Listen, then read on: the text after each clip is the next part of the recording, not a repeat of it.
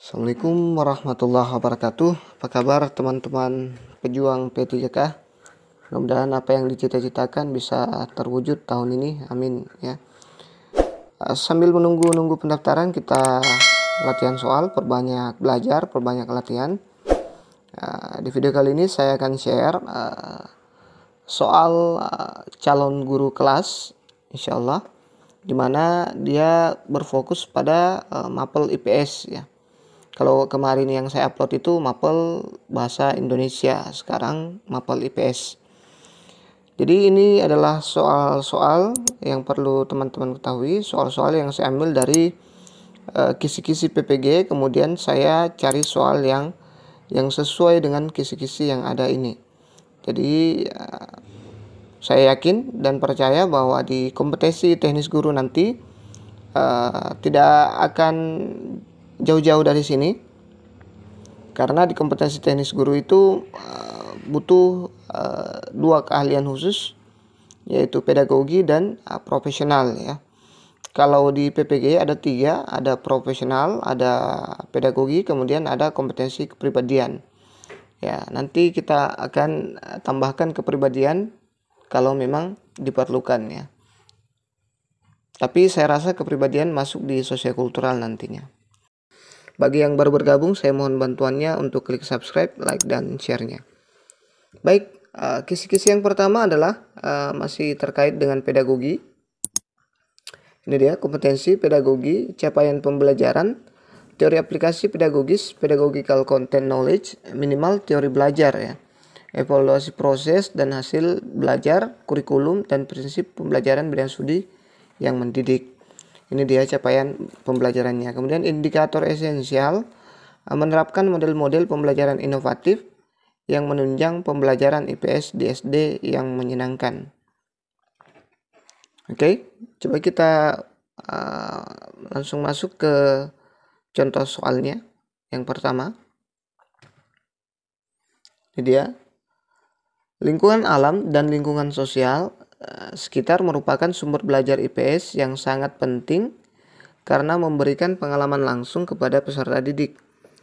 Rancangan pembelajaran IPS yang menggunakan lingkungan sekitar sebagai sumber belajar untuk memahami benda-benda dan fenomena di sekitarnya dapat dilakukan dengan metode pembelajaran inquiry. Ya. Dalam metode tersebut, guru memiliki peran yang sangat penting sebagai A. Fasilitator yang menunjukkan dan mengarahkan apa yang harus dilakukan oleh peserta didik di dalam lingkungan. B. Manajer yang mengatur dan mengelola sumber belajar, waktu, dan mengorganisir kelas dalam kegiatan belajar di dalam lingkungan. C. Administrator yang bertanggung jawab terhadap kegiatan di lingkungan sekolah, di lingkungan sekitar sekolah. D. Motivator yang memberikan rangsangan kepada siswa agar dapat berpikir dengan aktif dan kreatif untuk mempelajari benda-benda yang ada di lingkungan sekitar. E. Sumber informasi yang memberikan penjelasan dan informasi berkaitan dengan fenomena yang ada di lingkungan. Coba dijawab dulu teman-teman, saya kasih waktu 5 detik, atau kalau tidak cukup teman-teman bisa pause dulu videonya.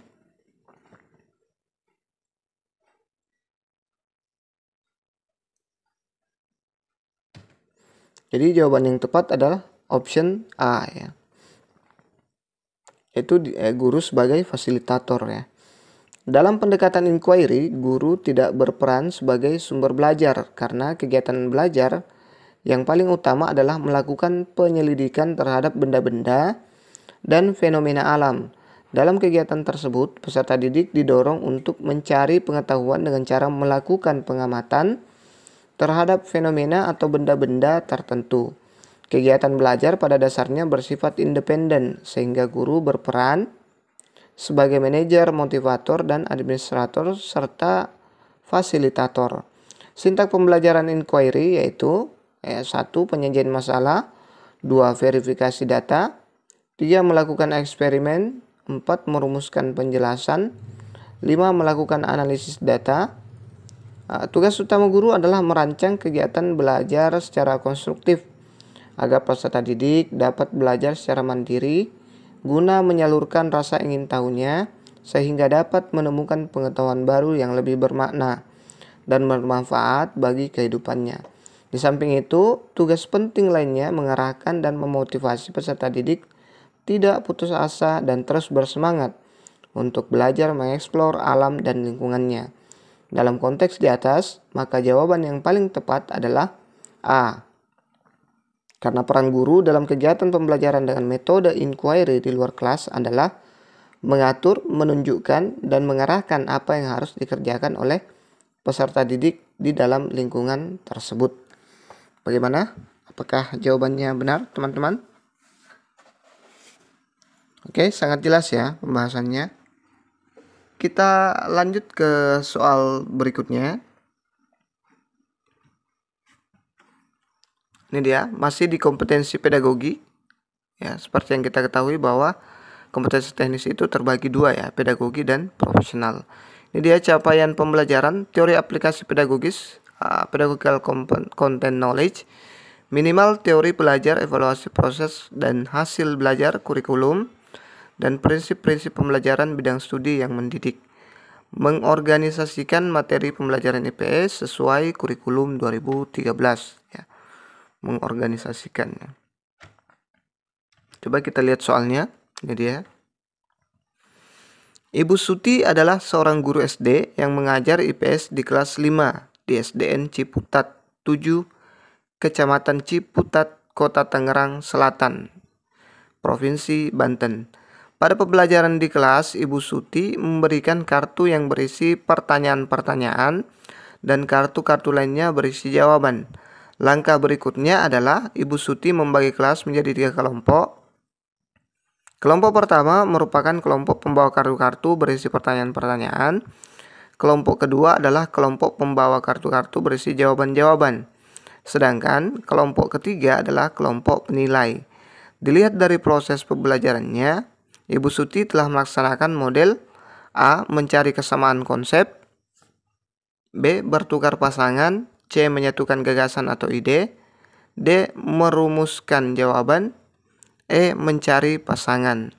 Ya, ini mirip-mirip ya, sangat mirip, cuman ini dia agak hot dibanding soal yang kita bahas kemarin di kompetensi teknis guru yang ada di Kemendikbud. Bagi teman-teman yang belum tonton juga videonya ya. Ini mirip sebenarnya kasusnya. Cuman dia di sini agak lebih sulit, lebih hot lagi, agak beda ya. Oke, coba kita buka jawabannya. Oh, saya kasih waktu dulu ya untuk menjawab. Kalau kurang silakan di pause.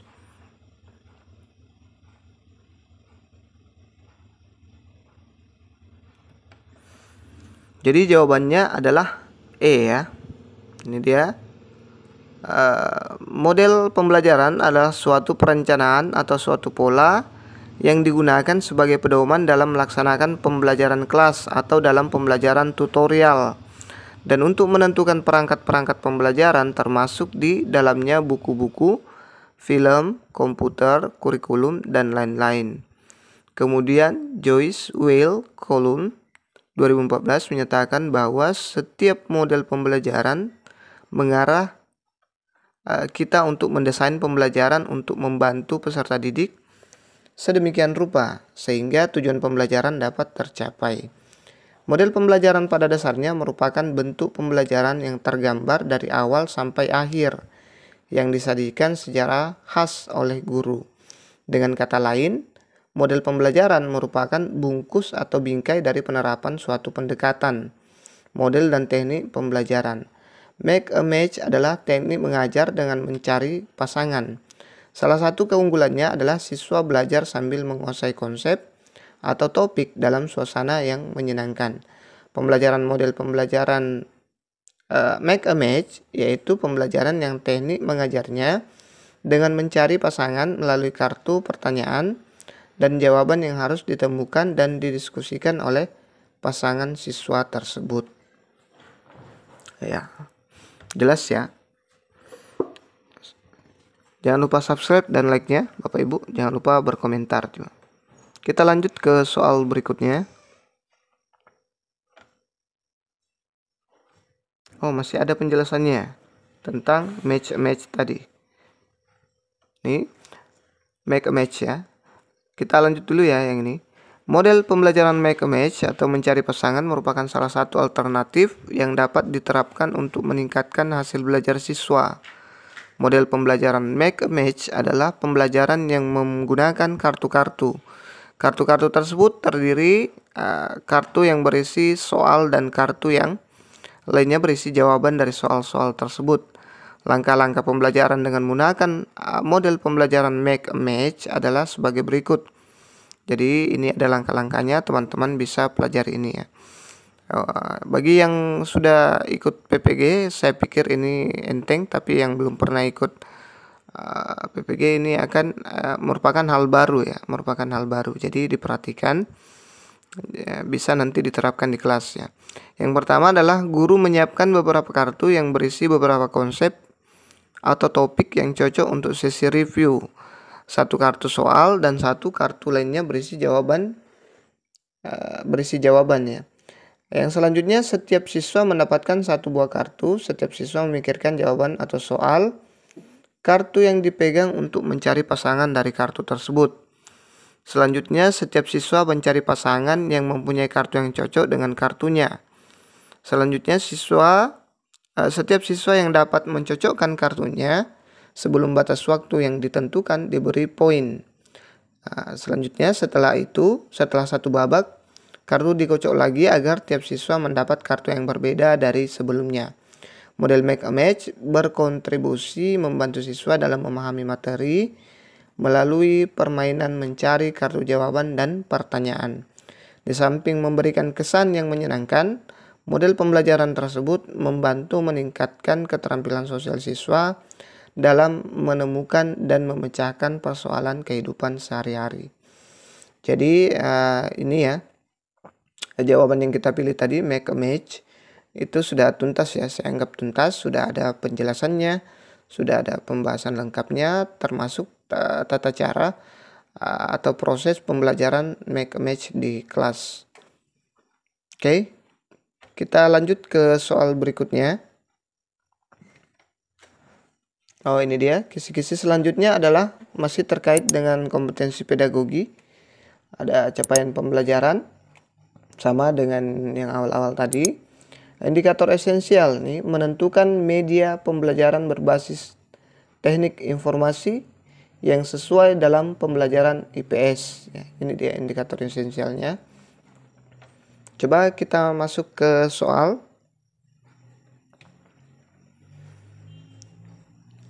Ini untuk mengajarkan siswa materi peninggalan kerajaan Hindu-Buddha secara langsung dapat dilakukan oleh guru dengan cara A. Membawa gambar peninggalan sejarah di kelas, B. Melakukan studi lapangan ke situs sejarah, C. Menggunakan media film, dokumenter sejarah, D. Membuat replika peninggalan sejarah, E. Menonton film kolosal di bioskop. Saya kasih waktu 5 detik.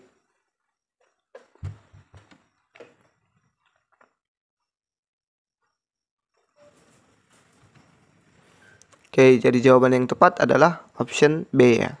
Proses pembelajaran langsung untuk materi peninggalan zaman kerajaan Hindu Buddha yang paling tepat adalah studi lapangan ke situs sejarah terkait peninggalan baik artefak atau peninggalan zaman Hindu Buddha seperti prasasti, candi, istana, bahkan museum yang relevan. Sumber yang sifatnya gambar, film, dokumenter membuat replika tidak bisa digunakan dalam pembelajaran langsung. Kecuali kalau misalnya biayanya atau ongkos ke tempat itu memang susah, tidak apa-apa kita menggunakan sumber yang bersifat gambar, film dokumenter dan sebagainya. Misalnya orang yang tinggal di Sulawesi itu kan susah untuk melihat candi-candi di daerah Jawa misalnya, atau Sumatera. Siswa yang di Sumatera akan susah berangkat ke Jawa karena berhubung dengan biaya ke sana ya. Yang di Aceh juga seperti itu, yang di Papua juga mungkin seperti itu, harus menggunakan. Tapi kalau untuk soal ini dia langsung ya, secara langsung ya. Kita lihat secara langsung ya. Maka jawaban yang paling tepat adalah option B itu melakukan studi langsung ke situs sejarah ya. Oke, semoga dipahami. Kita lanjut ke soal berikutnya. Ini dia kisi-kisinya. Masih di kompetensi pedagogi, capaian pembelajarannya juga masih sama. Nah, ini dia indikator esensialnya.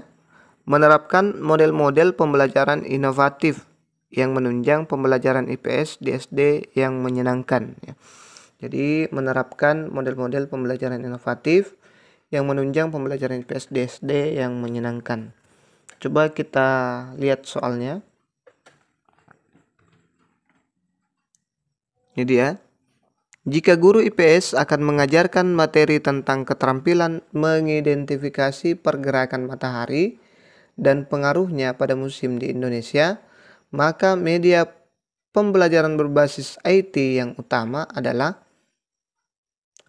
A. Peta benda-benda langit, B. Google Map berbasis Android, C. Peta tematik berbasis Android, D. Peta buta berbasis multimedia, E. Animasi tentang revolusi bumi.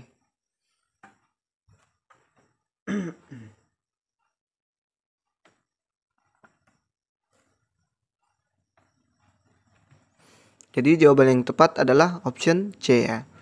Media pembelajaran berbasis IT yang utama untuk mengembangkan keterampilan mengidentifikasi pergerakan matahari dan pengaruhnya pada musim di Indonesia adalah peta tematik berbasis Android yang tersedia.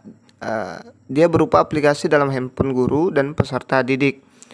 Peta benda-benda langit dan Google Map belum ada di dalam Android.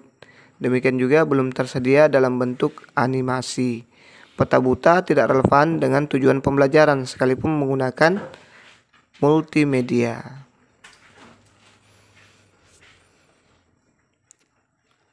Oke, gimana jawabannya? Sudah berapa yang benar dan berapa yang salah? Jangan lupa berkomentar di kolom komentar ya. Jangan lupa subscribe-nya dan like-nya. Baik, kita langsung lanjut ke soal berikutnya. Ini dia. Sekarang kita sudah masuk di kompetensi profesional. Capaian pembelajaran menguasai konsep teoritis materi pelajaran IPS yang diampu secara mendalam. Indikator esensial mengembangkan peran konsep ilmu-ilmu sosial dalam materi IPS SD. Coba kita lihat soalnya.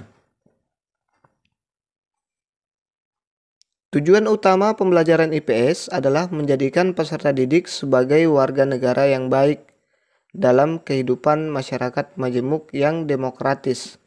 Oleh karenanya, materi pembelajaran IPS seharusnya memberikan pengetahuan yang kontekstual, yaitu A. Menyajikan pengetahuan, fakta, dan fenomena yang sesuai dengan materi, tujuan pembelajaran, serta sesuai dengan konteks sosial budayanya. B. Menyajikan pengetahuan, fakta, dan fenomena terkini sehingga peserta didik memiliki pengetahuan up to date.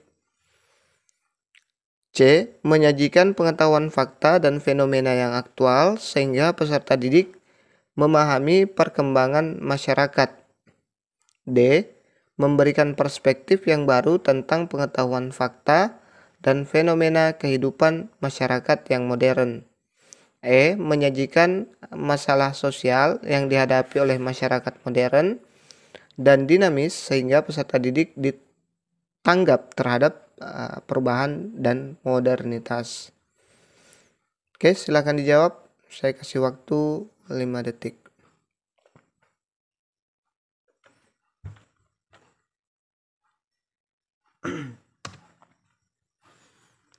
Jadi jawaban yang tepat ada di option A ya.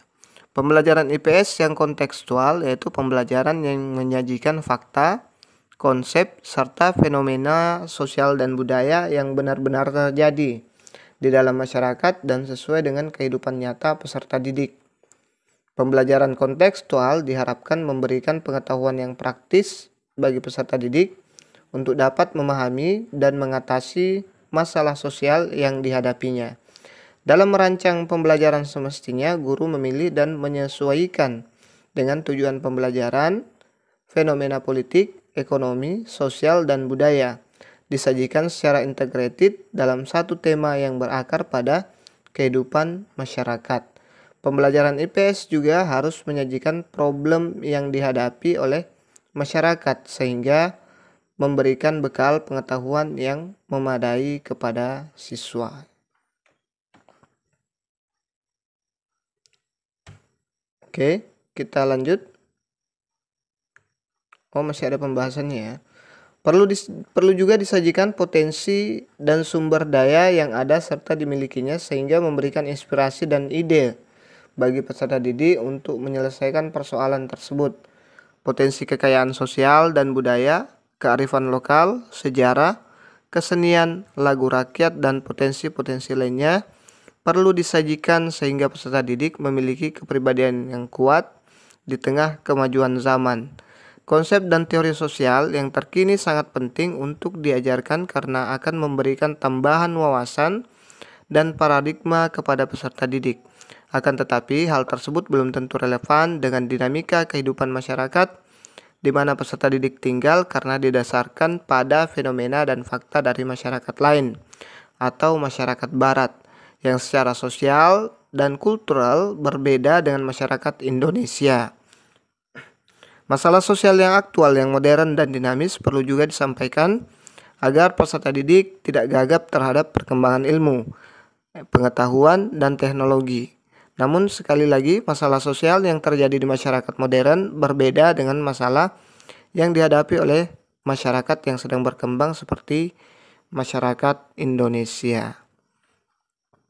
Oke, itu saja dulu yang sempat kita share pada kesempatan kali ini. Insyaallah kita akan lanjut lagi video selanjutnya, pembahasan soal berikutnya yang dilengkapi dengan kisi-kisi dan pembahasan. Mudah-mudahan bermanfaat. Terima kasih sudah menonton. Assalamualaikum warahmatullahi wabarakatuh.